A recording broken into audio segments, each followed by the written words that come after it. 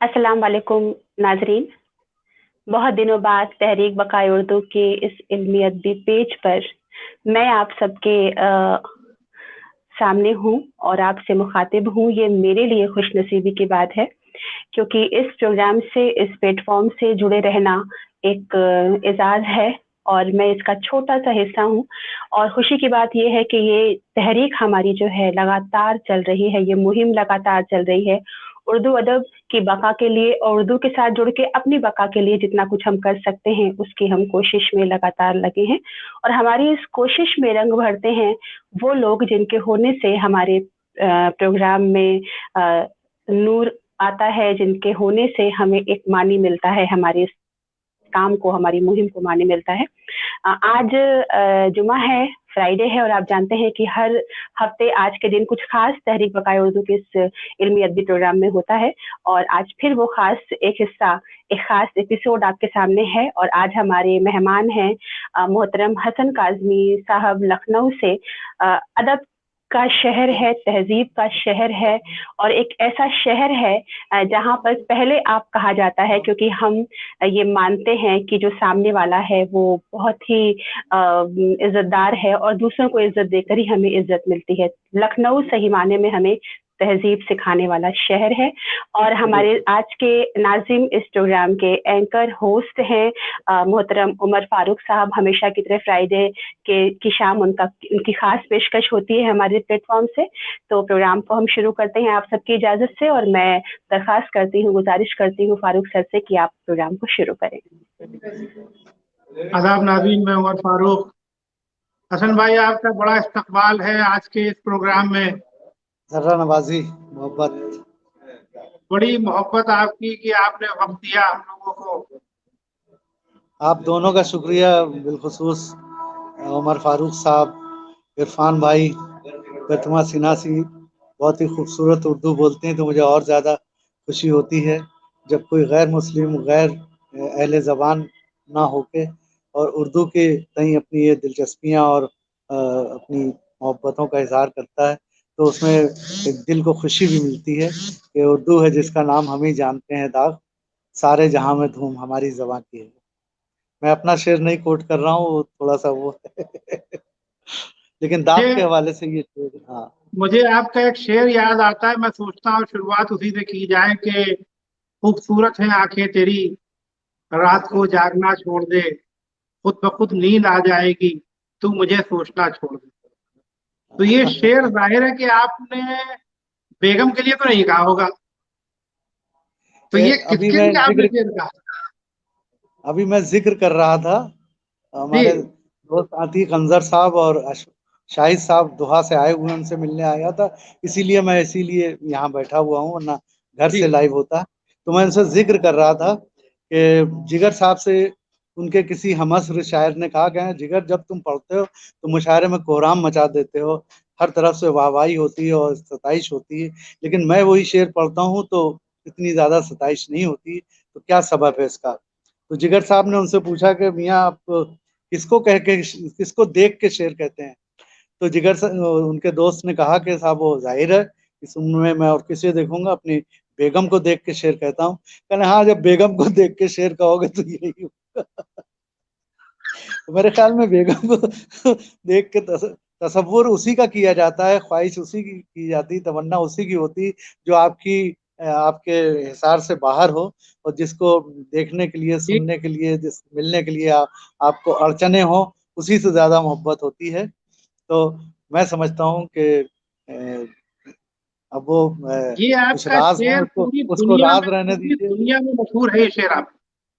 बेशक, मैं शुक्रगुजार हूँ, और बिलखुसूस तलत अजीज साहब का, और सीरियल के हवाले से भी कि उन्होंने इसको अपनी आवाज़ देख के, अपनी मौसीकी दे के पूरी दुनिया में इसको मशहूर किया। कुछ मुल्क ऐसे हैं जहाँ मैं पहली बार गया, लेकिन मुझे ऐसा नहीं लगा जैसे अमेरिका वगैरह गया तो उन्होंने, मैं समझता था कि यहाँ मुझे कोई पहचानता नहीं, मुझे कोई जानता नहीं, जो कुछ भी सुनाऊंगा वो मेरे लिए वो होगा। लेकिन वहाँ कई मुशायरों में 20 मुशायरे हुए, तो 20 मुशायरों में 8-10 जगहों पे ऐसा हुआ कि मेरे नाम पुकारने के पुकारा जा रहा था जैसे ही, तो मालूम उससे पहले जो है 2-3 लोग पर्चियां लेके स्टेज तक आ जाते थे, साहब ये गजल सुना दीजिएगा, ये गजल। देखा तो वही खूबसूरत है आंखें तेरी, या आवाज आ गई कि साहब वो तलत अजीज वाली सुना दीजिएगा। हमने हाँ भाई वो तलत अजीज साहब की हो गई, अब मेरी नहीं है, मैंने अपनी वल्दियत से अपना नाम हटा लिया है। तो ये मैं इसे खुश नसीबी हसन भाई समझूं आप कि मैं, एक शेर ये है कि मैं इसे शोहरत कहूँ या अपनी रुसवाई कहूँ, मैं इसे शोहरत कहूँ या अपनी रुसवाई कहूँ, मुझसे पहले उस गली में मेरे अफसाने गए। तो मैं खुश नसीब हूँ कि मैं जहाँ जहाँ जिन मुल्कों में जिन बस्तियों में नहीं गया वहां मेरे शेर पहुंचे हुए, और इससे बड़ा अल्लाह का शुक्र मैं कैसे अदा करूं कि उसकी इनायतें हैं, लेकिन उसका करम। मैं आपको एक बात बताऊं, मैं आपको अरसे दराज से जानता हूं। आप उन चंद खुशनसीब लोगों में से हैं जिन्होंने अदब की बड़ी बड़ी शख्सियात के साथ सफर किया। बेशक बेशक। अगर हम ये बात करें फैज साहब की फैमिली से सिलसिला शुरू करके आज तक के किसी अदीब या शायर की बात करें, ये बहुत कम लोग हैं जिनको ये खुशनसीबी हासिल हुई कि जो ऐसे बड़े लोगों के साथ जिन्होंने वक्त गुजारा। तो आप क्या महसूस करते हैं वो दौर और आज के दौर में शायरी के लिहाज से आपको क्या तब्दीलियां नजर आती हैं? देखिए वो उमर भाई, आपने भी एक तवील अरसा इस अदब की दुनिया में सैर की है, और जैसे कि आपने फरमाया कि बड़ी बड़ी हस्तियों से मुलाकात हुई, बड़े बड़े असातिज़ा का साथ रहा, हिमालयाई शख्सियात थी, उनमें आपका भी शुमार है क्योंकि आपने भी लंदन में रह के अहमद फराज साहब और इफ्तिखार आरिफ भाई के साथ आपने जो है एक तवील अरसा गुजारा उनके साथ। तो ये खुशनसीबी हमारी आपकी है, और हम आपका मिजाज भी तकरीबन एक सा जैसा है कि हम लोग इनकिसारी से और एक ही शहर से ताल्लुक़ रखते हैं। इनकिसारी हम लोगों के मिजाज में है कि अपने बड़ों की खिदमत करना, उनके जो है जो खिदमत कर सकते हैं और उनकी पैरवी करना और उनकी सताइश करना। तो अल्लाह ताला ने हम लोगों को ऐसे मौक़े अता किए कि मुझे फैज़ अहमद फैज़ से लेकर कैफ हो, जोश और फिराक हो, फराज और तमाम जो बड़े नाम हो सकते हैं फैज़ के बाद से, फैज़ की ज़िंदगी से आज तक। तो हम जी खुशनसीब हैं कि फैज़ अहमद फैज़ से भी मेरी 2 बार मुलाकात, एक दिल्ली और एक लखनऊ भी तशरीफ़ लाए थे, जब ये 80 से पहले की बातें हैं। जी तो ये खुशनसीबी हुई, और 86 में मेरी खुशनसीबी ये कि फैज़ अहमद फैज़ की बेगम एलिस फैज़ और उनकी बेटी Salima Hashmi golden jubilee conference जो मनाई गई थी आलमी प्रोग्रेसिव राइटर एसोसिएशन की, तरक्की पसंद मुसन्निफिन की, लखनऊ में हुई। चूंकि लखनऊ में ही तरक्की पसंद तहरीक की बुनियाद रखी गई थी, प्रेमचंद ने सन 36 में रखी थी। तो 86 जी में उनका जो है 10 साला जश्न मनाया गया था। तो उसके चेयरमैन थे कैफी आजमी साहब। तो कैफी साहब मुझे बेटे की तरह मानते थे। तो उनके उस वक्त के जितने भी खुतूत लिखे हुए मशाहिर लोगों के पूरी दुनिया में जितने भी शायरों के पास, अदीबों के पास खुतूत होंगे, वो खुतूत अल्हम्दुलिल्लाह कि मेरी राइटिंग में थे, उसमें कैफी साहब से सिग्नेचर करा के मैं उन्हें भेज देता था। तो ये मेरी जी खुशनसीबी है कि हर अदीब और शायर, और चाहे उसमें हमारे इफ्तिखार आरिफ साहब हों, तो भाई थे और मेरा उनसे एक रिश्ता ऐसा था कि उनकी वालदा मुझे बहुत चाहती थी। और इफ्तिखार भाई के घर का नाम शायद कम लोगों को मालूम हो, उनका भाई बहुत कम लोग जन्नन जानते था हैं। उनका नाम। जी हाँ, जी जी तो रात दिन रात भर हम लोग जैसे उर्स में मिलते थे, और मुझे बहुत चाहती थी बेटा हसन यहाँ आओ मेरे पास बैठो। और फिर जन्नन ऐसा था, जन्नन की ये बातें।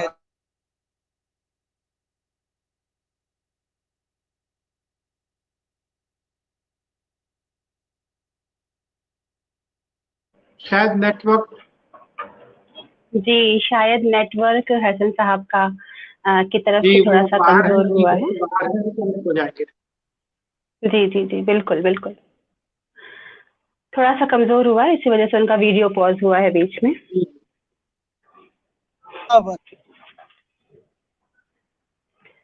इस बीच मैं नाज़रीन को बता दूँ जो बाद में जुड़े हैं हमारे साथ कि आज हमारे साथ हैं मशहूर शायर मोहतरम हसन काज़मी साहब, और हमारे होस्ट हैं मोहतरम उमर फ़ारूक साहब। और आज बहुत ही बेहतरीन गुफ्तगू हो रही है तहरीक बक़ाए उर्दू के इस इल्मी अदबी पेज पे, और हसन साहब फिर से हमारे साथ कनेक्ट हो गए हैं, और अल्लाह करे ये राब्ता बना रहे, क्योंकि राब्ता बना रहता है तो सिलसिले बने रहते हैं, बातचीत चलती रहती है, और इतनी खूबसूरत बातचीत हो रही है। और इस बीच में बता दूं कि तहरीक बकाए उर्दू के पेज पर जो लोग हमें देख रहे हैं और लगातार अपने खूबसूरत अल्फाज से हमें नवाज रहे हैं, मोहम्मद अली ताज साहब, नुसरत अली खान काजी साहब, मोहम्मद अली ताज, सरोज शाह, मीर साहिब हसन, अशरफ जलाल, चश्मा फारूकी साहिबा, जनाब इरशाद अहमद साहब और सैयद काशिफ अदीब साहब भी हमें देख रहे हैं। मोहम्मद हुसैनुद्दीन साहब हमें देख रहे हैं। तो ये सारे लोग हमारे साथ कनेक्ट हैं। एक बार फिर मैं जोड़ने की कोशिश कर रही हूँ हमारे आज के मुअज़्ज़ज़ मेहमान जनाब हसन काज़मी साहब को। जी सर। नेटवर्क की थोड़ी आवाज आ रही है? चाहता हूँ जी, अब आ रही है। तो साहब उन सब के साथ जो सफर हुए और उनके साथ उठना बैठना, उनसे बहुत कुछ सीखने का मौका मिला। वरना तो आपकी मेरी जिंदगी जानते हैं, आपके साथ ही शुरू हुई थी कानपुर से, और आपने भी तसव्वुर नहीं किया होगा कि मैं यहाँ तक कभी आ पाऊंगा। जाहिर है कानपुर में ही जिंदगी खत्म होती, हम लखनऊ तक नहीं आ पाते। लेकिन ये सब हमारे असातिज़ा की, हमारे बुजुर्गों की दुआएं हैं, और उनसे फैज़ जो हासिल हुआ, हमने जो कुछ सीखा, और आप सबकी दुआओं से अल्लाह ताला ने उसमें अच्छा, एक खास बात आपके साथ और है कि आपने बुजुर्गों का भी बड़ा साथ आपको मिला है। जी जी जी, तमाम सूफिया कराम का, बुजुर्गों का, ये भी बड़ी खास बात है आपके साथ। ये भी रही हमारा खानकाहों से भी सिलसिला रहा, और खानकाही खानदानी सिलसिले की वजह से मुझे उनकी भी बड़ी दुआएं और कुर्बतें हासिल हुई, जिसके सबब मैं चढ़ता चला गया। अगर मैं ये कहूँ तो गलत ना होगा कि मेरे साथ ना कोई लियाकत थी, ना कोई बहुत बड़े पढ़े लिखे आदमी, ना हम बहुत ज्यादा ज़हीन आदमी कि मैं अपना बहुत ही आलिम फाजिल आदमी हूँ कि मेरा जो है वो जहाँ बैठता था मैं अपनी इल्मियत के किस्से जो है बयान करता था और उससे मुतासिर होकर मैंने सिर्फ अपने को इनकिसारी के तौर पे और इन बुजुर्गों के जिसमें बैठ के मैं खुश नसीब हूँ कि मैंने जिन लोगों को पढ़ के कोर्स में पढ़ के डिग्रियां हासिल की, उन शख्सियात के साथ मैंने जो है मुशायरे पढ़े, उनकी मोहब्बतें मिली, उनकी सताइश मिली, उनकी शफकतें मिली, हमेशा उनका साथ रहा। जैसे कैफी साहब ने हमेशा बेटे की तरह हमें माना और हफ्तों महीनों में उनके घर पे रहता था। ये मेरे लिए बड़ी खुशकिस्मती है कि मजरू सुल्तानपुरी साहब, नौशाद साहब, निदा फाजली साहब, हसन कमाल साहब, इन सब के साथ मेरा बिल्कुल बच्चे की तरह मेरा ताल्लुक कल भी था, आज भी है। और यही है कि सलीमा आपा और एलिस फैज जब आई थी, एक हफ्ता साथ रहा। एक हफ्ते में वो इतनी मुतासिर हुई कि जिस वक्त वो लखनऊ एयरपोर्ट पे मैं उन्हें सियाफ करने गया था, जैसे ही वो सिक्योरिटी में जाने लगी एलिस फैज, तो उन्होंने कहा अच्छा बेटे हसन चलते हैं। बस वो ये जुमला उनका कहना कि बस मैं फपक फपक के जो रोना मेरा शुरू हुआ, वो चीखे मार मार के मैं रोने लगा। और वो अपने से चिपटा लिया एलिस फैज ने, और सलीमा आपा भी आ गई, वो भी अरे हसन अरे तुम इतने बड़े हो और ऐसे नहीं रोते हैं, और हम आएंगे, हम मिलेंगे, अब तुम पाकिस्तान आना सब। और मेरी गिग्गी बंधी हुई और बड़ी मुश्किल से अपने को कंट्रोल किया, और उसके बाद वो लोग रुखसत हो गए। वो नक्श था। उसके एक साल के बाद हसन कमाल साहब लाहौर एक कॉन्फ्रेंस में गए, तो वहां से लौट के इत्तेफाक से आए और मेरी मुलाकात हो गई हसन कमाल साहब से। तो हसन कमाल साहब ने दूर से ही देखते मुझे कहा, कहने हसन तुम बहुत खुशकिस्मत हो। हमने क्या हुआ? कहने वहां कॉन्फ्रेंस में एलिस फैज ने मुझे देखते ही कहा, सलाम दुआ के बाद फौरन कहने हसन कैसा है मेरा मेरा बेटा कैसा। तो ये बहुत बड़ी बात है कि फैज अहमद फैज की वाइफ ने एक हफ्ते का हमारा था, एक हफ्ते में उन्होंने अपने मोहब्बतों में, अपनी शफकतों में उन्होंने शुमार किया। और उनकी बेटी अभी एक कोई लाइव कर रहा था, उस लाइव में इत्तेफाक से सलीमा आपा और दोनों बहनें मौजूद थी, मुनीजा आपा और सलीमा आपा दोनों थी। तो मैंने उस पर एक कमेंट किया, जाहिर हम तो ऑफलाइन थे उसमें, मैंने कमेंट कर दिया कि हमने कहा सलीमा आपा से 86 के बाद मेरी आज देख रहा हूँ, बड़ा अच्छा लग रहा है। और मुनीजा आपा से तो खैर दिल्ली में 2-3 बार मुलाकात बीच बीच में आती रही। तो वो उन्होंने पढ़ के, जो लियाकत जाफरी साहब शायद कर रहे थे उसे कश्मीर से, तो उन्होंने वो मैसेज पढ़ के सुना दिया सलीमा आपा और मुनीजा आपा कि हसन काज़मी ने कमेंट किया कि सलीमा आपा को 86 के बाद देख रहा हूँ, लखनऊ के बाद ही हो। तो उन्होंने उसको एक्सेप्ट किया और कमेंट किया कि नहीं, बहुत बहुत खूबसूरत दिन थे हमारे जो हमने लखनऊ में गुजारे, और उसमें दुनिया का ऐसा कौन सा अदीब व शायर नहीं था दुनिया का कि वो उसमें नहीं था। तो ये बड़े एजाज और बड़े की बात है मेरे लिए। तो मैं हसन भाई, आपको बहुत नाजरीन की फरमाइशें आ रही हैं आपकी, वो जो मशहूर जमाना गजल है उसको बाद में सुनेंगे। पहले एक गजल आपने सुनाई थी एक मुशायरे में, हम लोग ऑनलाइन, वो कनाडा के मुशायरे में साथ में थे, उसमें आपने एक नई गजल सुनाई थी। उस अगर गजल कुछ से जरा तो इब्तिदा याद। करिए जो लोग अच्छा, सुनना चाहते हैं, और जो वो नाजरीन और सामीन के लिए। और क्या मुझे आपका याद तरन्नुम नहीं पड़ रहा कौन सी वो गजल बिल्कुल थी। तरन्नुम। बहरहाल मैं एक एक दो दो शेर कुछ गजलों सुनाता हूँ, हो सकता है उसमें से वो निकल आए, फिर जी जी मैं जी। हाजिर कर रहा हूँ। एक मतलब एक शेर में हाजिर कर रहा हूँ कि क्या जमाना है, कभी यूं भी सजा देता है। क्या कहने क्या हैं। जमाना है, कभी यूं भी सजा देता है। मेरा दुश्मन मुझे जीने की दुआ देता है। क्या कहने हैं।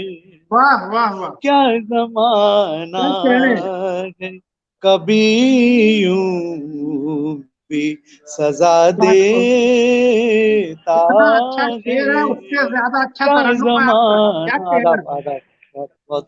क्या तो बात एक है, शेर बहुत देखिएगा बतौर बहुत खूब। खास कि रोज तन्हाई में आवाज के पत्थर से कोई, रोज क्या बात है, वाह। तन्हाई में आवाज के पत्थर आवाज के पत्थर से कोई। से कोई,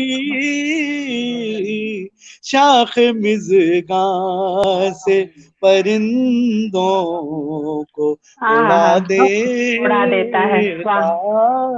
वाह है। वाह। क्या शाख कहने हैं। मिज़गां से वाह वाह। परिंदों को उड़ा परिंदों को उड़ा देता है, वाह। देता है। मेरा दुश्मन मुझे जीने की दुआ देता है। वाह वाह वाह। वाह। क्या जमाना। क्या।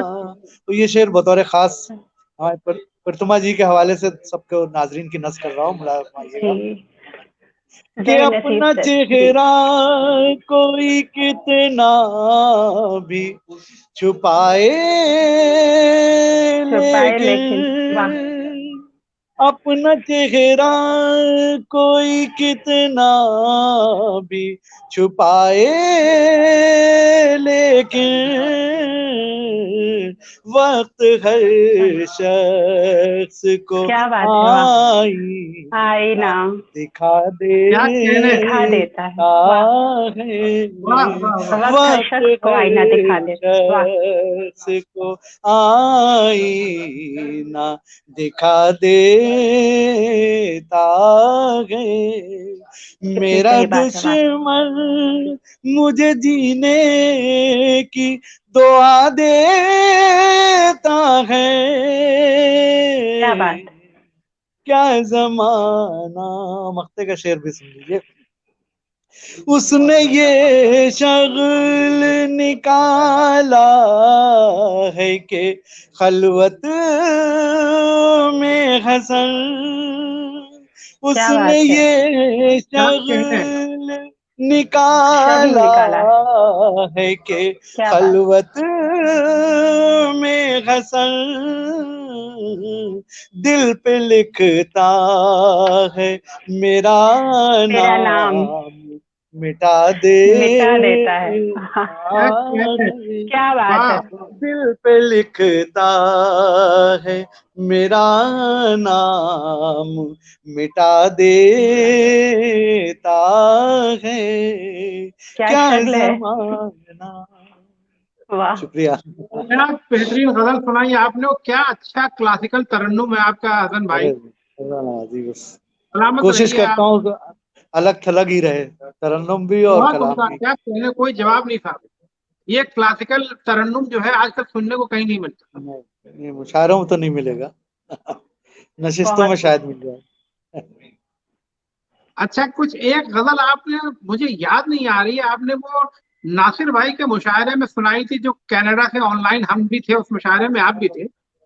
अच्छा, और वो नई गजल थी आपकी, बड़ी उम्दा गजल थी।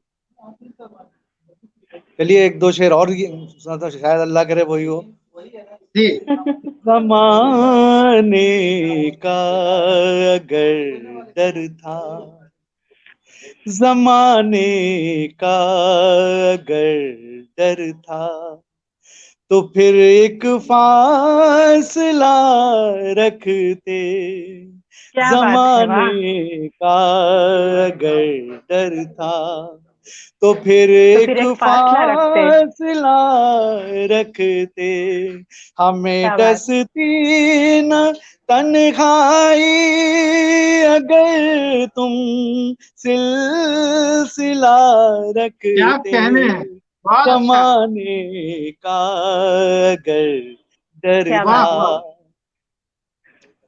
वो रूठेगा तो गजलों का हुनर नजदीक आएगा।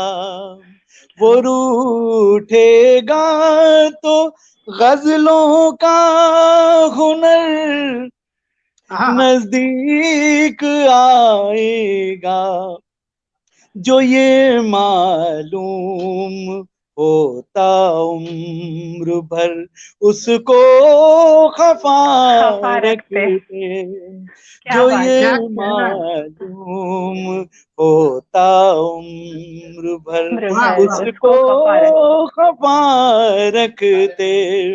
हमें वाह। डसती न तन्हाई अगर तुम सिलसिला रखते। जमाने का अगर डर था। क्या बात ये भी नहीं थी। क्या है। क्या कहने हसन भाई। बहुत बहुत खूबसूरत। उम्दा, क्या बेहतरीन क्लासिकल अंदाज है शायरी का आपकी। आदेश आप उमर बता। सर, उमर सर, अगर आपकी इजाजत हो तो मैं हसन जी कादरी साहब जरूर को एक शेर याद दिलाना चाहती हूँ। और उस जरूर। शेर के पीछे की, हर शेर की एक कहानी, हर शेर का एक फसाना होता है, बेशक। तो वो शेर मैं सुनाना चाहती हूँ और जानना चाहती हूँ कि इसके पीछे का फसाना क्या रहा और इसके आगे का सफर क्या रहा। अगर अगर भटक बताने गया वाला जो होगा। कभी, जी हाँ बिल्कुल, भटक गया बिल्कुल। जो कभी जिंदगी की राहों में, भटक गया जो कभी जिंदगी की राहों में, तेरे ख्याल ने ये उस ख्याल, वक्त रहबरी की है, इस तेरे शेर के ख्याल पीछे ने कोई उस वक्त कहानी नहीं रहबरी है। की है। इस शेर की कोई कहानी नहीं है, क्योंकि जिस इस वक्त जब ये शेर मैंने कहा था, मैं बिल्कुल कोरा कागज था। ये आपका ना पहला कोई, शेर था? यहाँ ये मेरा पहला शेर था, ना इसके पीछे कोई इश्क था, ना कोई ये कहानी अपने थी, आप ना में, कोई सर ये अपने आप में मुकम्मल कहानी है कि आपका हाँ पहला शेर था और हमें इससे हाँ। मोहब्बत पर है, इस इसके शेर अलावा से। हाँ, जी इससे बड़ी बात नहीं होती, जी इसकी कहानी सिर्फ ये है। जी। और हैरत की बात है कि ये एक ऐसा शेर है कि ना इसका कोई मतलब हुआ, ना इसका कोई दूसरा शेर हुआ। क्या बात, ये क्या बात। अकेला शेर पैदा हुआ, पहला शेर। ये मेरी ये पहलोटी आपके पहलोटी अफसाने का, बोलते हैं। ये आपके, सर ये आपके अफसाने का प्रीफेस है। ब्रीफ फेस है, बस ये समझ लीजिए। जी जी उमर सर। हसन भाई, जी। आपने कुछ, ज्यादातर मैंने आपकी गजलें ही सुनी है, क्या नज़्में वगैरह कभी कही है आपने? नज़में कहीं एक जमाने में मैंने कुछ नज़में भी गई थी, और साहिर से बहुत मुतासिर था। और उसी सबब जो है, एक लंबा पीरियड था रमजान का कानपुर में, और ये मेरे ख्याल में 80s शुरुआत की कहानी है, कि उस जमाने में इतना ज्यादा मुतासिर हुआ, और एक महीना में कहीं निकला ही नहीं, कमरे में पढ़ा रहता था, और साहिर को पढ़ता रहता, और नज़में भी पढ़ते, नून भी, राशिद को भी, इन लोगों को पढ़ते थे। तो साहिर ज्यादा मुझ पे हावी थे, तो मैंने उस जमाने कुछ रोमांटिक असर भी उनका था, तो वो मैंने उस जमाने में नजरें गई कि अजनबी बन के मेरे पास से गुजरी क्यों, क्या मैं क्या कोई। लेकिन वो ने मैंने कभी किसी नशिश में नहीं सुनाई, किसी मुशायरे में नहीं सुनाई, और कभी मुशायरे में तो खैर हिम्मत भी नहीं पड़ती, तो वहाँ तो आजमूदा कलाम हो वो आप पढ़ सकते हैं। और कहीं ऐसे माहौल नहीं होते हैं जैसे बाहर का कहीं का माहौल हो, तो वहाँ नज़में सुनाई जा सकती हैं। लेकिन एक नज्म हुई थी एक जमाने में, मैं टेलीविजन का चीफ था जब, सारा टीवी का, तो उस जमाने में मुहिम चली थी ताजमहल को नंबर 1 पे लाने की, शायद आपको याद हो। तो उस पे जो है मैंने अपने चैनल पे जितने भी शोरा कराम थे जिन्होंने ताजमहल पे अशार या गजल कही थी या नज्म कही थी, मैंने उनको बुला बुला के उनकी रिकॉर्ड किया था उनको। और जो पुराने शोरा कराम थे उनकी नज्में जो है वो अपने किसी की आवाज में रिकॉर्ड करके या म्यूजिक में रिकॉर्ड करके उसको हम 24 घंटे चला रहे थे उस मुहिम के तहत। तो उसमें मुझे एक स्ट्राइक किया, हमने कहा हैरत हो गई कि इतने बड़े तुम शायर होके और पूरी जिंदगी ताजमहल से हर आदमी मुतासिर हुआ, पूरी दुनिया मुतासिर हुई है, अंग्रेजों से कोई इसका कोई जाती ताल्लुक भी नहीं, लेकिन अंग्रेज भी जितना ताज पे जान देते हैं, आप क्यों नहीं मुतासिर हुए शायर होके। तो एक नज्म वजूद में आई, उसका नज्म का उन्वान रखा था मुमताज महल की सरगोशी। मुझे उसकी बैकग्राउंड भी उसी दौरान मालूम हुई कि ताजमहल मुमताज महल का इंतकाल जो है वो औरंगाबाद में हुआ था, बुरहानपुर में हुआ था, और इंतकाल के कई साल तक वो जो है वो वहीं दफन रही। जब ताजमहल मुकम्मल हुआ तो उनकी कब्र को वहां से निकाल के फिर यहाँ मुंतकिल किया गया था, ये कहानी मालूम हुई। तो उस हवाले से एक कहानी जो थी, एक लम्हाती नज्म हुई थी कि मुमताज महल की सरगोशी, वो मैंने वो नज्म वहां पर वजूद में आई थी। और उसके बाद वो मैंने एक आपको आध जगह पढ़ी। याद है, मुझे, कुछ हाँ, कुछ कुछ टुकड़े उसके मुझे याद है? याद नहीं है। मैं कोशिश करता हूँ कि उसका मुखड़ा याद हो जाए या एक आध बंद या जी कहीं हो रख लेते हैं। याद नहीं हो पाई क्योंकि इतना पढ़ने का मौका नहीं मिला मुझे। बहरहाल मैं कोशिश करता हूँ कि वो जी जी कि उसका पस मंजर तो हमने बता दिया आपको जी। कि मुमताज महल की सरगोशी, और ये नज्म बुरहानपुर में ही वजूद में आई थी। ये नज्म सुनिए, मिल गई है, अल्लाह मिले। नज्म का उन्वान है मुमताज महल की सरगोशी। अब आप इमेजरी और तस्वुर में जाइए और ये नज्म सुनिएगा कि बादशाह महबूब थे जिस वक्त हम आगोशी में, बादशाह महबूब हसन थे। भाई, हसन भाई, जी, मैं आपको बताऊं कि जब आप पढ़ते हैं तो ऐसी कैफियत तारी होने लगती है, ऐसा तरन्नुम है आपका, इस कदर क्लासिकल है कि मैं बयान नहीं कर सकता। जरा नवाजी मोहब्बत अल्लाह है ताला आपकी। आपके और तरन्नुम ये, को, आपकी शायरी को कायम रखे। और बेपनाह अच्छा इस वक्त तरन्नुम है इस आपका, वाह इस वाह। वक्त मेरे दिल से दुआएं निकल रही कि आपने नज्म का जिक्र किया, और इत्तेफाक अल्लाह ताला करम देखिए कि वो पर्स में इस शक्ल में ये मौजूद है मेरे पास। जी कि अगली प्लीज कभी सुनाइए। ऐसा मौका हुआ, हालांकि मौके नहीं मिलते नज्म सुनाने के, जी मैंने इसको कहीं टाइप करके रखा हुआ था, वो मेरे जहन में आ गई, तो मुलायम फरमाइएगा। बहुत छोटी सी नज्म है, 3 बंद है जी इसके, जी, बस आप छोटे बिल्कुल। कि बादशाह महबूब थे जिस वक्त हम आगोशी में, बादशाह महबूब थे जिस वक्त हम आगोशी में, एक हसी ख्वाब था मुमताज की सरगोशी क्या कहते हैं? में, एक हसी ख्वाब था मुमताज की सरगोशी में, क्या कह रहे हैं? बादशाह महबूब थे जिस वक्त हम आगोशी में। अब बंद वाह देखिएगा वाह। यहाँ कि कल न मुमताज कहीं होगी न तुम शाह जहां, कल न मुमताज कहीं होगी न तुम शाह जहां, वक्त के हाथ पे रख जाए कोई ख्वाब गरा, क्या कह रहे हैं? वक्त के हाथ पे रख जाए कोई ख्वाब गरा, हुस्न और इश्क की ताबिंदा कहानी हो जाए, इस जमी पर कोई तामीर निशानी हो वाह वाह वाह जाए, वाह वाह।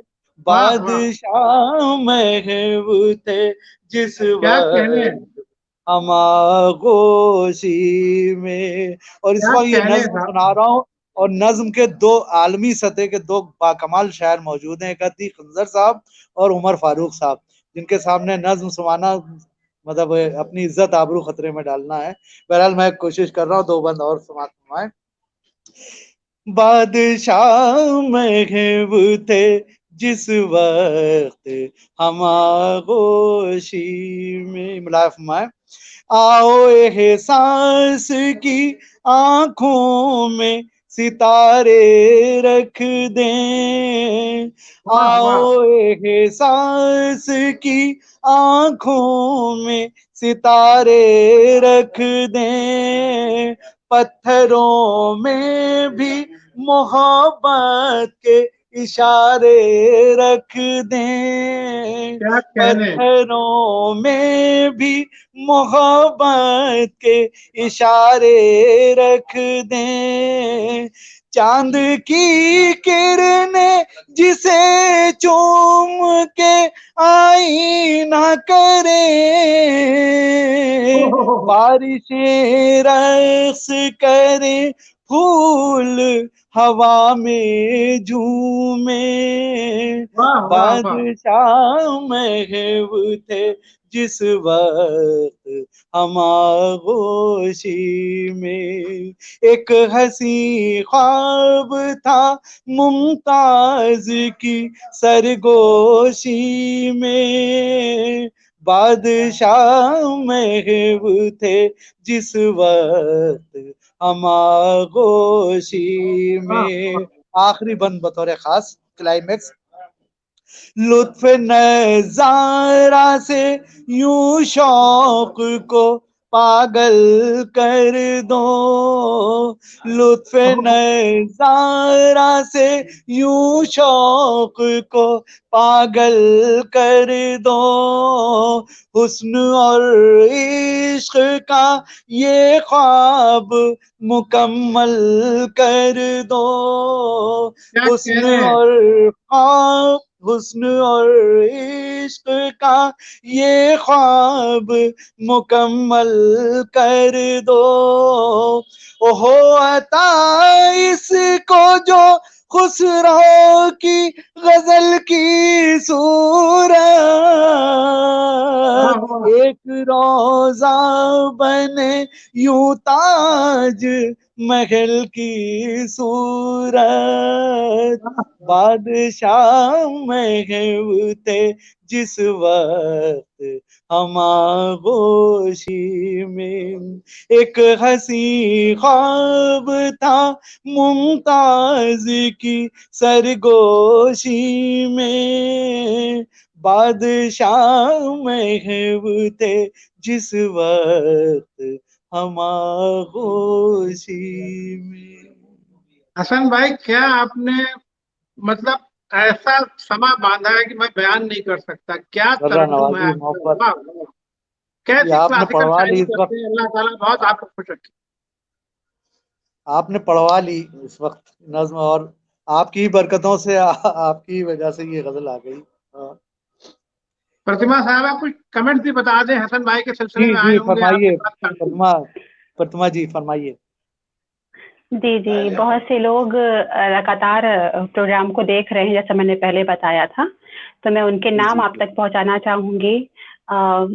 हमारे नाजरीन में शामिल हैं इस समय मोहतरमा सबीहा सुंबुल साहिबा, जनाब हसन अरे वाह, हैदर बॉबी। अरे अ, बबिया साहिबा बहुत अपने जमाने की मशहूर शायरा, हम लोगों ने तकरीबन साथ जी, साथ सफर शुरू किया, और जिस वक्त मैं मुशायरों में आया था 70s में, उस वक्त सबिया सुंबुल साहिबा की तूती बोलती थी, क्या हम लोग बात है। घबराते थे कि सबिया साहिबा के सामने। बहुत जी, बड़ी बहन है और हमारी, बहुत मोहब्बत करती है।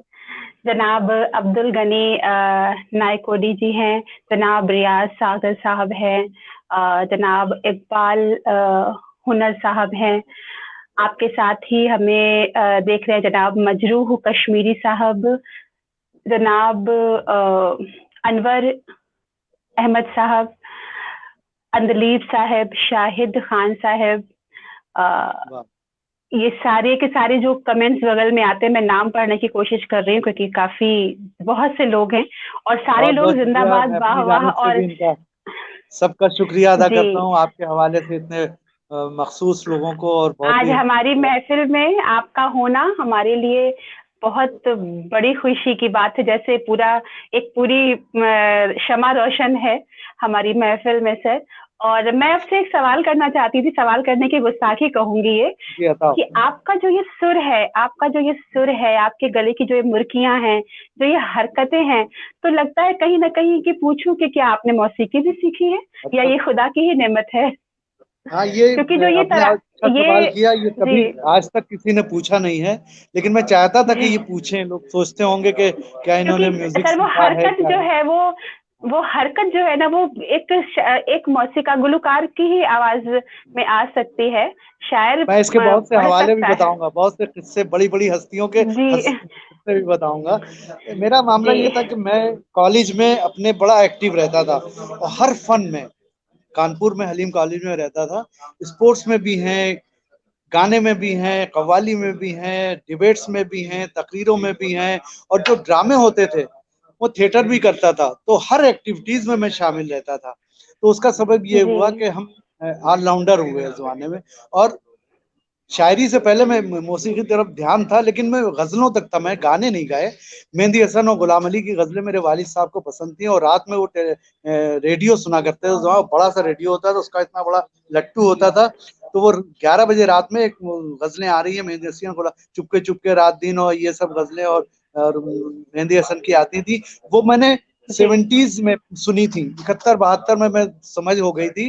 वालिद साहब को शौक था कुछ गुनगुनाने का भी, तो मैं उनके साथ साथ गुनगुनाया करता। तो घरेलू महफिलें जो होती उसमें सुनाते भी थे हम जी बैठ के। तो ये सब था। जी तो उसके सबब उन्हें ये मालूम था कि अभी 11 बजे से लेकर और 11:30 बजे तक रावलपिंडी सुन रहे हैं। उसके बाद 11:30 बजे आखिरी गजल होती थी, तो खट से वो खड़े होके उसका लट्टू पूरा घुमाते थे। घुमाने के बाद उसके बाद 11:30 बजे मुल्तान पहुंच गए। मुल्तान से आए, क्या बात रावलपिंडी है आ गए। ये सब उन्हें क्या बात लाहौर है पता था, कि वो उनको पता था वहां हम्म, से गजलें ही आती थी। वो गजलें ही सुनने के लिए वो 12-1 बजे तक जागते थे। तो वो सुन सुन के जी मेरे भी कानों, और वहां से मुझे उनका जौक पैदा हुआ, और मैं हूबहू कॉपी भी उतार देता था। होता ये था कि कॉलेज में हमारे फंक्शन होते थे, कव्वाली हो रही है, ये हो रही है, हम लोग जो है टीचर्स पे जो है कुछ मजाक करने के लिए, तो कव्वाली जो मशहूर होती थी, उसी कव्वाली पे अपने टीचरों पे जो है मजाक बना के उस पे पैरोडी बनाते थे। और पैरोडी बना के वो अपने एनुअल फंक्शन में पेश करते थे। उसमें म्यूजिशियन भी हो जाते थे। लेकिन मेरे घर के पास में एक बहुत बड़े उस्ताद थे म्यूजिक के, और नाबीना थे वो ब्लाइंड थे, लेकिन वो हर फन में जी माहिर थे, और बड़े बड़े शागिर्द उनके फिल्मों में भी गाए। तमाम लोग हैं, अभी भट्टाचार्य वगैरह उनके शागिर्दों में रहे हैं। तो वो मुझे जो फंक्शन हो रहा था कॉलेज का, तो उन्होंने कहने के, मेरा घर का नाम चांद होता था उस जमाने। कहने, चांद मियां तुम्हारी ताल गड़बड़ है, तुम वक्त मिले दोपहर में किसी वक्त खाना खाने के बाद मेरे पास आ जाया करो, मैं तुम्हें ताल समझा दूंगा। हमने ठीक है। तो मलवा खुश खुश घर से अपने निकल के उनके यहाँ पहुंच गया। वहाँ सारा म्यूजिक का पूरा माहौल होता था, तमाम उनके शागिर्द भी होते थे कुछ। तो मुझे ऊपर बेंच पे बिठा देते थे, उसके बाद नीचे तबला लेके बैठ जाते थे। कहने, हाँ सुनाओ वो गाना तुम गा रहे थे, हाँ वो गजल सुना रहे तो सुनाओ। तो मैं सुनाने लगता था। अब वो कहने, नहीं ऐसे गाओ, साथ गुनगुनाते भी थे इस वक्त। लेकिन उन्होंने हमारे ख्याल में महीने 15 दिन मेहनत की, और मैंने 15 दिन के बाद उन्होंने तबला अबला किनारे, कहने तुम नहीं सीख सकते। कहने कि म्यूजिक में ये होता है कि बेसुरा चल जाता है, बेताला नहीं चलता, तुम्हारी ताल नहीं सही हो सकती, तुम गा नहीं सकते। तो मैं उस दिन से जी मेरे जहन से ये चीज निकल गई कि मुझे इसकी तरफ से कोई इंटरेस्ट नहीं है। तो उसके हसन बाद भाई, मैं आपने मेरा ये जो जी आपने सारा सिलसिला बताया, ये बहुत अच्छा है। बड़ी बड़ी कैफियत है इसके अंदर। और सबसे ज्यादा कैफियत है जो आपने कहा कि रेडियो को वो लट्टू, लट्टू का कोई लट्टू। जवाब नहीं। अच्छा, नई जनरेशन जानती नहीं है ना वो उसको। जिन हाँ लोग, वो शायद कहीं अजायब घर में उनका रखा, इतने बड़े बड़े होते थे, और उसके बाद इतना बड़ा लट्टू होता था। एक छोटा सा भी, एक वॉल्यूम का होता था, दूसरा ट्यून करने का, तलता तलता करते तो अपने आप सुई यूं भागती भागती वो वहां जाके रोक लेते थे कि ये 6 पे आना, 5 पे मीटर है इस वक्त। अच्छा साहब, और सुनिए एक वाकया। मैंने शोज बहुत किए, इवेंट्स बहुत किए, और इवेंट्स को ऑर्गेनाइज करने में उन लोगों के साथ रहे, चाहे वो लखनऊ रहा हो, चाहे वो यहाँ कानपुर रहा हो। तो वहां मैंने जो बड़ी बड़ी हस्तियों के साथ, पंडित भीमसेन जोशी, गुलाम अली, मेहंदी हसन, तलत अजीज, सारे बड़े गजल सिंगरों, फनकारों के साथ उनको ऑर्गेनाइज करना, उनका सारा अरेंजमेंट देखना, उनके साथ बैठना उठना गुनगुनाना, तो उससे वजह से मुझे वो सब सीखने का मौका हुआ। सब बैठ बैठ के वो थोड़ा ताल की भी मुझे क्या है कि मैं साथ साथ चलने लगता था, लेकिन अकेले कोई कह दे कि मैं ताल बजा के गा ले, मैं नहीं गा सकता, आज भी नहीं, आज भी नहीं। और मैंने बड़ी बड़ी हस्तियों, गुलाम अली और मेहंदी हसन साहब के साथ भी बैठा हूँ मैं। अल्लाह का शुक्र है कि म्यूजिक इंडस्ट्री के और शायरों के जो बड़ी तोपें हो सकती थी, उन तोपों का शफ़क़तें हमें हासिल हुई, उनके साथ उठने बैठने का। सुल्तान खां साहब जो सांगंगी के बहुत बड़े उस्ताद थे, उनके साथ और बम्बई सोहबत बहुत साथ रहता था। हाँ, और वो आपके जाकिर जाकिर जाकिर हुसैन, उनके वालिद साहब अल्लाह अल्लाह रखा साहब, उनके शागिर्द नसीर खां साहब, वो मेरी उनसे दोस्ती हो गई। वो मैं गज़लें लिखता था, वो धुनें बनाते थे, कंपोज़ करते थे और सिंगर्स को देते थे, सिंगर्स फिर गाते थे। तो इन सब हस्तियों के साथ मेरा बहुत साथ रहा, जिसकी वजह से उसको आगाज़ के मेरा रहा। एक बार क्या हुआ, तलत अजीज साहब मेरा मेन मौजू है, तो तलत साहब मेरी गजलें गाते हैं, उन्हीं के मैं ज्यादा लिखता हूँ। अभी मैंने 3 एल्बम किए, अभी एक भप्पी लहरी के साथ एक फिल्म भी की, जो तलत भाई ने ही उस फिल्म में गाना भी गाया मेरा, तो ये मेरी खुशनसीबी रही। तो तलत भाई के एक बार मैं बम्बई गया, जुमे का दिन था, तलत भाई ने कहा कि मैं कहाँ, तो मैंने कहा मैं निदा फाजली साहब के यहाँ या कैफी साहब के यहाँ रुके हुए थे। तो कहने ऐसा करो कि दोपहर में आओ तो तुम्हें नरगिसी कोफ्ते खिलाएं, मेरी अम्मी आई हुई है हैदराबाद से और नरगिसी कोफ्ते खिलाएं तुम्हें। तो हमने उससे पहले नरगिसी कोफ्तों का नाम सुना था, नरगिसी कोफ्ते खाए नहीं थे, ये शायद 86-87 की बात है। तो कहने तो ऐसा है कि आज जुमा है तो 12 बजे तक आ जाओ, चल के पहले नमाज पढ़ेंगे उसके बाद खाना खाएंगे। मैं ठीक है। तो हम पहुंच गए, नमाज पढ़ के खाना ना खा लिया। उसके बाद उनके पास बैठे थे कि महेश भट्ट साहब का फोन आ गया। उस वक्त उनकी फिल्म आशिकी जो है उसकी वो शूटिंग चल रही थी, तो हमारे ख्याल में वही 85-86 का टाइम था। तो मुझसे तलत भाई पूछने, कह रहे हसन तुम फ्री हो, कहीं जाना तो नहीं? हमने नहीं, कहीं नहीं है। कहें चलो महेश भट्ट साहब से मिलने, उनका फोन आया था, चलो मुलाकात करते हैं। हमने ठीक। तो एक चर्च में, वल्ली के पास एक चर्च था, उसमें शूटिंग चल रही थी, तो मैं वहां चला गया, वहां थोड़ी देर रहा। उसके बाद महेश भट्ट साहब हम लोगों को लेके अपने घर की तरफ चले। तो पहले तलत अजीज के सेक्रेटरी थे समीर, वो गाड़ी चला रहे थे, तलत भाई आगे बैठे, मैं पीछे बैठ गया था। फिर जब महेश भट्ट साहब भी आ गए इसी गाड़ी में, तो महेश भट्ट साहब आगे की तरफ बैठ गए, तलत अजीज ड्राइव करने लगे, समीर और मैं पीछे बैठ गए। तो ऐसे ही वो काफी लंबा सफर और जाम आम भी होता है। तो मैं तलत भाई की गजल गुनगुनाने लगा, ऐसी सर बाहर निकाल के। मारुति 800 उनके पास थी, एसी भी नहीं थी वो, तो वो मैं सर बाहर निकाल के मैं गुनगुनाने लगा तलत भाई की एक गजल। बड़ी मुश्किल कंपोजिशन थी, लेकिन वो इतना मैं सुनते थे, इतना मोहब्बत करता था तलत भाई से, मैं तब उसकी वजह से मैं उनकी रात दिन सुनता था, रात दिन सुनता था कि वो मुझे हिफ्ज हो गया था, तरन्नुम भी और शायरी भी। तो मैंने गुनगुनाया, समंदरों ने आगे सिवा भी कुछ न कहा।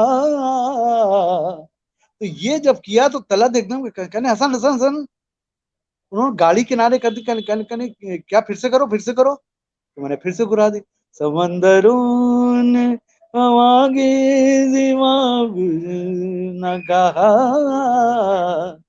कहने ये बहुत मुश्किल है, इसमें मुझे हफ्तों लग गए करने में, तुमने कैसे पकड़ लिया? हमने, मैं रात दिन आपको सुनता हूँ। तो सब उतर गया, सुन सुन के कहना कमाल है, कमाल है, कमाल। महेश भट्ट साहब की खैर, उसके बाद फिर हम लोग वहां गए, वहां से फिर वो महेश भट्ट साहब अपने स्टूडियो ले गए जहाँ एडिटिंग चल रही थी आशिकी की। तो वहां तलत भाई ने अभी तारुफ नहीं करा, क्योंकि वहां शूटिंग में बड़ा शोर शराबा हंगामा। तो उन्होंने, तलत ने कहा कि भाई माफ कीजिएगा भट्ट साहब, मैं तारुफ नहीं करा पाया, ये हसन काजमी साहब हैं और बहुत अच्छे शायर हैं, लखनऊ से इनका ताल्लुक है, और ये उनकी गजलें आपने सुनी होंगी, खूबसूरत। ये अरे अरे, उन्होंने सबको डांटा पहले, अपने स्टाफ को, असिस्टेंट डायरेक्टर वगैरह टहल रहे थे, शोर मचा रहे थे, ए तुम लोग खामोश हो जाओ, इनके सामने कोई मत बोलना, ये लखनऊ वाले हैं, ये जबान पकड़ते हैं। आप देख लिए, इतना बड़ा डायरेक्टर और ये लखनऊ वाले हैं, ये जबान पकड़ते हैं, इनके सामने मत बोलना। तो ये साहब, उसी वक्त उन्होंने मेरी एक गजल सुनी, महेश भट्ट साहब ने, कहने को सुनाइए साहब, आपने देखा कितना टेंशन में थे कितने। तो मैंने उस वक्त एक गजल थी सलीम कौसर साहब की जमीन में, मुझे इतनी पसंद आई उनकी जमीन के मैंने उस जमीन में शेर कहे, लेकिन थोड़ी सी रदीफ में, थोड़ी सी तरमीम के साथ, वो 2-4 शेर, और उसी पे मुतासिर होके वो जहन में इतनी छाई महेश भट्ट साहब के, कि उसी वक्त उन्होंने प्लान किया है अपनी फिल्म का। कुछ दिनों के बाद मालूम है अनाउंस हुई, मुझे कांटेक्ट किया गया। उस जमाने में मोबाइल वगैरह का जमाना नहीं था, अगर ये होता तो शायद मैं उस फिल्म के गाने लिख रहा होता। उन्होंने वो थीम समझा के फिर समीर से वो गाने लिखवाए थे, वो गाने बड़े हिट हुए थे। वो मैं समझाऊँ, आज समझ जाएंगे कि दिल है कि मानता कि नहीं की बात कर रहा हूँ। मेरा साथ है किसी और का, मेरा साथ है किसी और का, मेरी जिंदगी कहीं और है। मेरा साथ है किसी और का, मेरी क्या कहने। जिंदगी कहीं और है। मैं चिराग हूँ किसी राह का, मैं चिराग हूँ किसी राह का, मेरी रोशनी कहीं और है। मेरा साथ है किसी और का, मेरी जिंदगी कहीं और है। अब बंद देखिए, शेर देखिएगा। ये जो बंद पलकों में ख्वाब है,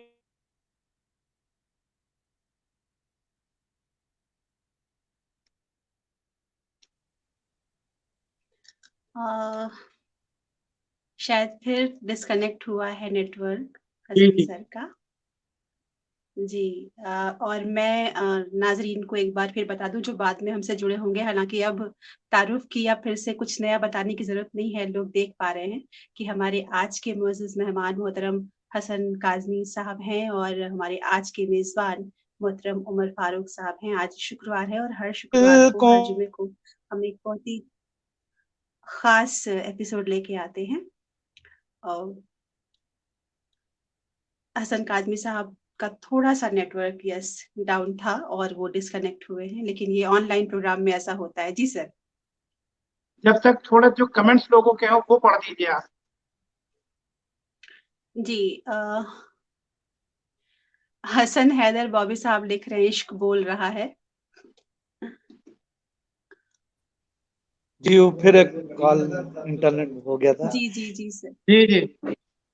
ये जो बंद पलकों में ख्वाब है, यही जिंदगी का अज़ाब है, यही जिंदगी का अज़ाब है। मैं किसी चमन की बहार हूँ, मैं किसी चमन की बहार हूँ, मेरी दिलकशी कहीं और है। वाह वाह। मेरा साथ है किसी और का, मेरी जिंदगी कहीं और है। और शेर बहुत है इसमें, सुन लीजिएगा। एक शेर और इसमें सुनाना चाहता हूँ। ये जो लफ्जो नगमा का खेल है, यही जिन ये जो लफ्जो नगमा का खेल है, ये अजीब ढंग का मेल है, ये वाह अजीब ढंग का मेल है। मुझे दर्द है किसी और का, मुझे दर्द है किसी और का, मेरी शायरी कहीं और क्या कहने। है। मुझे वाह वाह। दर्द है किसी और का, मेरी शायरी कहीं और है। मेरा साथ है किसी और का, मेरी जिंदगी कहीं और है। क्या कहने साहब, वाह वाह वाह। शेर सुना रहा हूँ ताकि ज्यादा कलाम पहुंच सके, बाकी तो यूट्यूब वगैरह पे भरा पड़ा सिंगर्स के जरिए पहुंचा हुआ है। तो ये हो जाता है कि हाँ हाँ मैंने ये गजल उनकी जबानी भी सुनी। एक एक दो दो शेर जी। इसलिए एक एक शायद अब ये भी नहीं है, इतनी गजलें हमने सुना दी, शायद ये हो। एक मतलब और सुन लीजिए एक शेर। जी।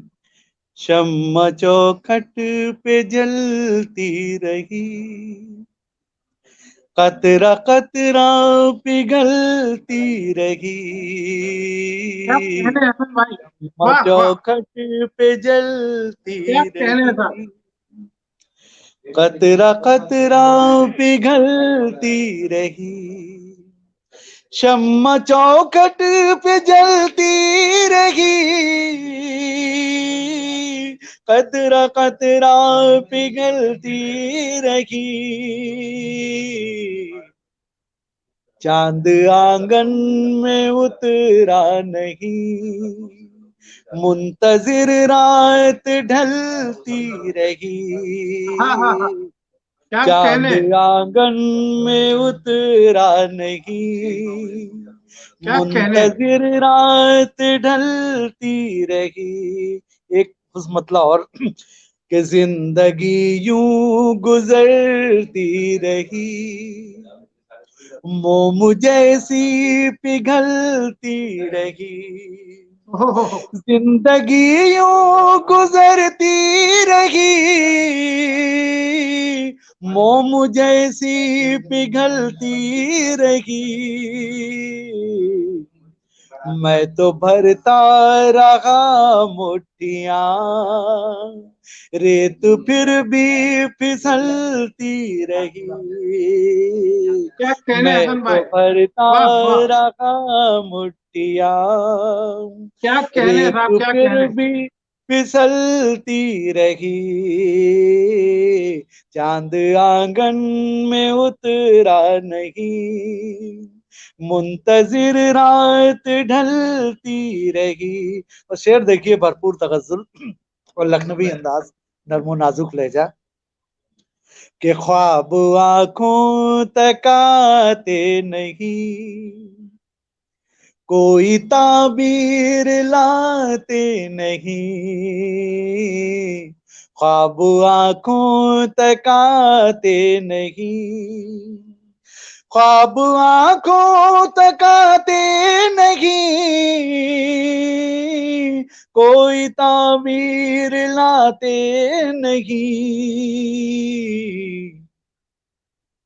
सूने बिस्तर पे कल रात भर नींद करवट बदलती क्या कहना है रही। साहब, बहुत उम्दा सोने फजल है हसन भाई। बिस्तर पे आदाब, सोने बिस्तर पे कल रात भर नींद करवट बदलती क्या कहने, रही।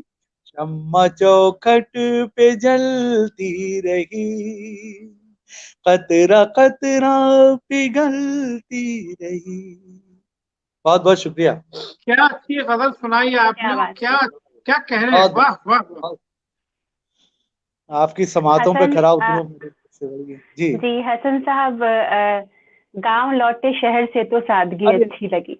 अरे, हमको इतना मिट्टी के दिए की रोशनी अच्छी लगी, और मुझे ये भी कहते हुए बताते हुए नाजरीन को बहुत खुशी हो रही है ना कि मैं कुछ नया नहीं बता रही हूँ। आपको कौन नहीं जानता, आपके अल्फाज, आपके कलाम पे कौन नहीं झूमा है, कौन नहीं डूबा है। लेकिन इस दुनिया में सबसे मुकद्दस लफ्ज माँ पर भी आपने बहुत खूबसूरत गजलें लिखी हैं। और हाँ, वो मैंने जब ये गजल में सफर शुरू किया, कहा जाता था जी पहले लोग छोटी की जो है शायरी करते थे, वही हुस्न हो, जी वही गाल, वही लिपस्टिक की, ये वो। लेकिन गजल का कैनवास बढ़ा, पूरी दुनिया में गजल ने अपने पैर फैलाए और इसका जी दामन वसी हुआ। तो तमाम आसपास की जो भी चहल पहल हमारे नजदीक है, जो कुछ भी हमारे आसपास गुजर रहा है, उन सबको हमने गजल का मौजू बनाया। और क्या महबूबा ही बात है। भी तब्दील, महबूबा भी तब्दील, आप महबूबा एक महबूबा नहीं रखते हैं, बदल रहे महबूबा जी भी बदल नहीं। कई कई गजलें कह रहे हैं, ये फलाना महबूबा ने किसी ने कहलवाई थी, ये फलाना महबूबा ने कहलवाई थी, 8-10 गजलें आपने सुना दी। तो हमने कहा जी लेकिन मैं भी बिल्कुल। अपनी एक महबूबा तलाश की है, और मैं समझता हूँ कि वो महबूबा जो मैंने मुंतखब की है, मेरे ख्याल में दुनिया की हर हर शख्सियत की वो महबूबा है। और क्या बात है। इससे आपने पहली मैं महबूबा वही है, कर बिल्कुल। रहा हूँ, मैं वो एक मतलब एक शेर बस वो जी बिल्कुल, अता हो। नील गगन पर, नील गगन पर सुनते तो हैं नील गगन पर, सुनते तो हैं कुदरत रहती है। नील गगन पर सुनते तो हैं कुदरत रहती है, लेकिन माँ के पाँव के नीचे जन्नत रहती है। क्या कहने हैं? नील गगन, इस पे कुछ लोगों ने एतराज किया, वाह वाह। नील गगन पर सुनते तो हैं कुदरत रहती है, तो मैंने थोड़ा सा तब्दील भी किया। हमने जहाँ एतराज होगा वहां ये मिसरा लगा सकता हूँ कि हमने सुना है नील गगन पर, सबने सुना है नील गगन पर क्या कुदरत कहने? रहती है, वाह वाह। लेकिन माँ के पाँव के नीचे जन्नत रहती है। नीले वाह गगन, इशारों कनायों का नाम है, लोग जो है वाह। डायरेक्ट पहुंच जाते हैं। शेर मुलार फरमाइए कि रूखी सूखी खाकर पूरा कुनबा पलता है, रूखी सूखी खाकर पूरा कुनबा पलता है। माँ रहती है जब तक घर में, माँ रहती है जब तक घर में बरकत रहती है। क्या कहने हसन भाई? माँ रहती क्या कहते? है वाह जब वाह। तक घर में क्या बरकत कहते हैं? रहती है, वाह वाह। लेकिन माँ के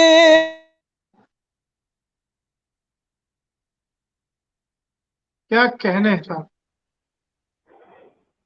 हसन काज़मी साहब का इंटरनेट थोड़ा-सा एक बार फिर वीक हुआ है, तब तक बाबर इनामदार साहब बार-बार एक गज़ल की फ़रमाइश कर रहे हैं और मैं उनसे कहना चाहती हूँ कि इस गज़ल की बात, इसका चर्चा बिल्कुल शुरू में ही हुआ था, खूबसूरत हैं आँखें तेरी। तो लगता है आप देर से जुड़े जन हैं बाबर साहब। लेकिन फिर से मैं बता दूँगी हसन साहब को कि आप इस गज़ल के 2 मिसरे सुनना चाहते हैं। जी। अ, हमारे साथ जनाब इकबाल मसूदी हुनर साहब जुड़े हुए थे पहले ही, मोहतरमा मैं निजरा सरदार जी जुड़ी हुई हैं। जितने भी जी जी नाजरीन हैं हसन इस सर। वक्त, जितने भी सुनने वाले, आप सबकी नजर प्रतिमा जी और उमर भाई और आरिफ भाई के हवाले से भी है, क्योंकि ये सब कामयाब तरीन लोग हैं जो पूरी दुनिया उन्हें देख रही है, पूरी दुनिया जान रही है।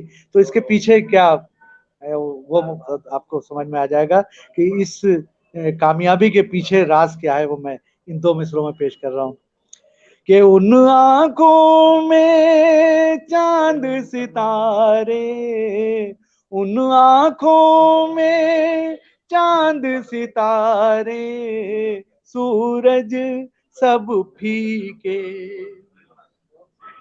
उन आंखों में चांद सितारे, सूरज सब फीके, जिन आंखों में अपनी माँ की सूरत रहती क्या कहते हैं? है, जिन आंखों क्या? में अपनी माँ की सूरत रहती है। और मशहूर तौर पे ये आखिरी इस सिलसिले का शेर कि माँ की दुआएं लेते रहना इन्हीं दुआओं से, माँ की बेहतरीन। दुआएं लेते रहना इन्हीं इन्हीं दुआओं से, दुनिया से टक्कर लेने की हिम्मत हिम्मत रहती है। रहती वाह। है, क्या कहते हैं? दुनिया से टक्कर लेने की हिम्मत रहती है।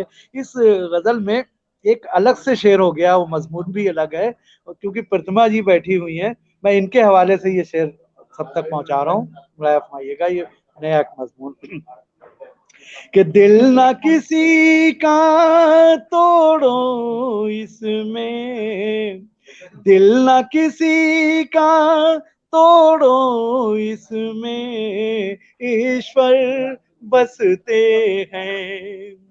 दिल न किसी का तोड़ो इसमें, ईश्वर बसते हैं। मंदिर में तो केवल इनकी मूरत रहती है। क्या बात, रहती है। क्या बात, बहुत मंदिर सुंदर। में तो केवल इनकी मूरत रहती है, लेकिन माँ के पाँव के नीचे जन्नत रहती है। नील गगन पर सुनते तो हैं, कुदरत रहती है। बहुत बहुत शुक्रिया। क्या बहुत कहने खूब। हसन भाई, क्या आपने तराशी के लिए अच्छी माफी गजल चाहूँ। सुनाई, कैसी कैफियत है इसमें कि बयान नहीं कर सकते। हसन क्या सर, कहने। कुछ कुछ नाजरीन सामाइन हमारे एक गजल जो शुरू में ही हमने जिक्र उसका किया था, वो फिर से उसके कुछ मिसरे सुनना चाहते हैं। खूबसूरत है आंखें तेरी, रात को अच्छा ठीक जागना है। छोड़ दे। देखिए जिसे ये कहते हैं। गजलें ऐसी हैं जो जी, सबकी सुनी भी जी, हैं और जी, सबकी बिल्कुल। देखी हुई भी हैं, और तमाम दुनिया के सिंगर्स ने भी गाया, सीरियल में भी इस्तेमाल हुई हैं। तो मैं उसका इन दोनों गजलों से एक एक मतला सुनाया। वो जो गजल एक फरमाइश की थी गांव लौटे वाली, उसका एक मतला जी, एक शेर, उसका एक मतला एक शेर। बेशक। इसमें एक नया शेर खूबसूरत आंखें में, जो अभी कहीं रिकॉर्ड में नहीं मिलेगा और कहीं सुना भी नहीं होगा, वो मैं दो दो क्या शेर बात है, वाह। इन दोनों से, उसके बाद जी सर, अता हो। गाँव लौटे शहर से तो सादगी अच्छी लगी। गाँव लौटे शहर से तो सादगी अच्छी लगी। हमको मिट्टी के दिए की रोशनी अच्छी लगी। क्या कहने। गाँव लौटे शहर से तो सादगी अच्छी लगी। अब एक शेर इसका कि बासी रोटी सेक कर जब नाश्ते में माँ ने दी, बासी रोटी सेक कर जब नाश्ते में माँ ने दी, हर अमीरी से हमें ये मुफलिसी अच्छी लगी। वाह वाह वाह। गाँव लौटे क्या कहने। शहर से तो, और आखिर में वो एक मतला और एक नया शेर। खूबसूरत है आंखें तेरी, खूबसूरत है आंखें तेरी, रात को जागना छोड़ दे। खूबसूरत है आंखें तेरी, खूबसूरत है आंखें तेरी,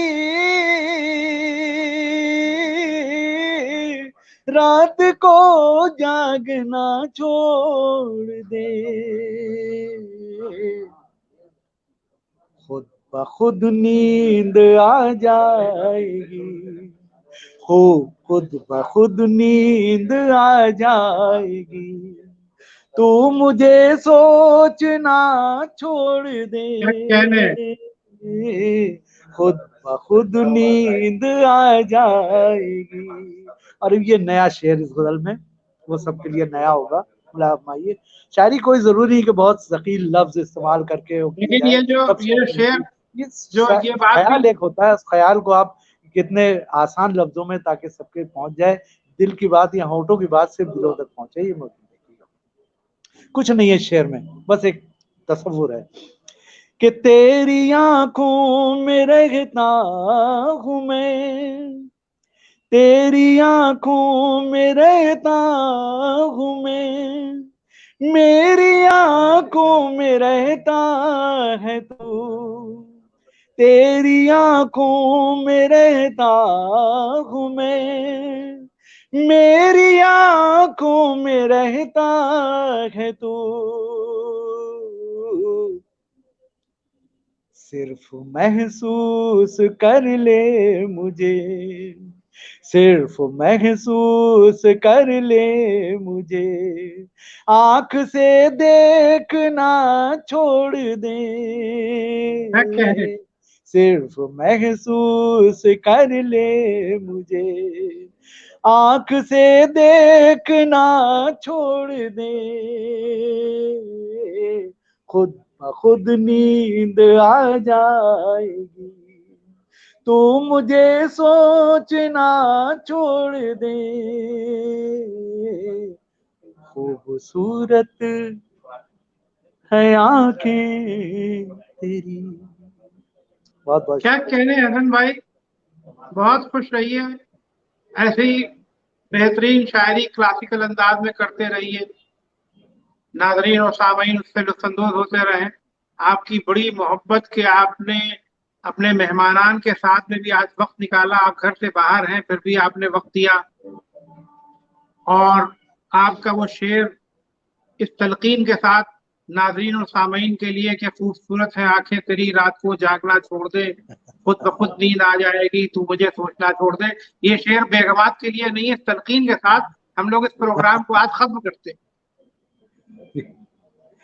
बहुत बहुत शुक्रिया आपके हौसला अफजाई का, और आपने इस लायक समझा, मैं अपने आप को अरे बहुत आप खुश बहुत महसूस हमारे करता बड़े हूं। अजीज हैं, और नहीं आपका क्लासिकल अंदाज ये आजकल मिलता नहीं,